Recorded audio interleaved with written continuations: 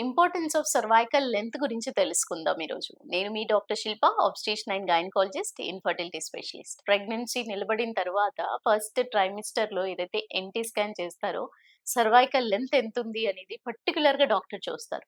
ఎందుకని? Cervical length అనేది గర్భసంచి ముఖద్వారంకు లెంత్. సో, ఆ లెంత్ అనేది 3 సెంటీమీటర్ కంటే తక్కువ ఉన్నప్పుడు వాళ్ళు ఎర్లీ డెలివరీలో అయినా ల్యాండప్ అయ్యే అవకాశం ఉంటుంది. లేదా అబార్షన్ రిస్క్ అనేది ఎక్కువగా ఉంటుంది.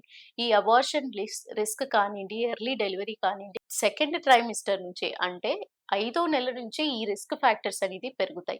కాబట్టి ఈ సర్వైకల్ లెంగ్త్‌ని ముందు కొంచెం జాగ్రత్తగా చూసుకొని, ఒకవేళ బార్డర్‌లో 3 సెంటీమీటర్స్ ఎగ్జాక్ట్‌లీ వచ్చింది. మళ్ళీ ఇంకోసారి ఒక 3 వీక్స్ తర్వాత మళ్ళీ స్కాన్ చేసుకొని, స్కాన్‌లో లెంత్ ఒకవేళ బిడ్డ ఎదుగుతున్న కొద్దీ లెంత్ తగ్గుతోంది అంటే మాత్రం సర్వైకల్ స్టిచ్ అని నిర్ణయం తీసుకోవడం రైట్ టైమ్ ఆఫ్ డెసిషన్ ఉంటుంది. సో, ఈ రైట్ టైమ్‌లోనే డెసిషన్ తీసుకున్నట్టయితే మీరు మీకు సజెస్ట్ చేసినప్పుడు కావాలంటే సెకండ్ ఒపీనియన్ తీసుకోండి.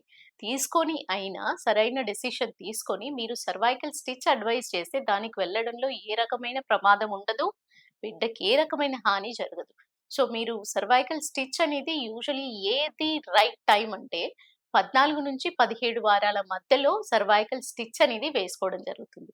సో, ఈ టైంలో కరెక్ట్‌గా తీసుకున్నట్టయితే తల్లిని, బిడ్డకి ఏ రకమైన అపాయం జరగకుండా ఎర్లీగా డెలివరీ గానియండి, అబార్షన్ బాధ అనేది తల్లికి ఏర్పడకుండా మీరు దానికి కంట్రోల్ చేసుకోగలుగుతారు.